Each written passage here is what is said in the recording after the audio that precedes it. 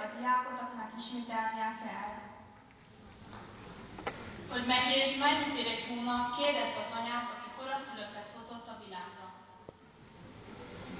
Hogy megértsd, mennyit ér egy hét, kérdezd a hetilap szerkesztőjét. Hogy megértsd, mennyit ér egy óra, kérdezd a szerelmest, aki a találkozóra vár. Hogy megértsd, mennyit ér egy perc, kérdezd meg az utast, aki lekésd a vonatot. Hogy megértsd, mennyit ér egy másodperc, kérdezd az autóst, aki nem tudta átkerülni a balesetet. Hogy megértsd, mennyit ér egy 10 másodperc, kérdezd meg a sportolót, aki csak ezüstérmet nyert az olimpián. Minden pillanat kincs, ami a tiéd, és becsüld meg jobban, mert megoszthatod valakivel, akivel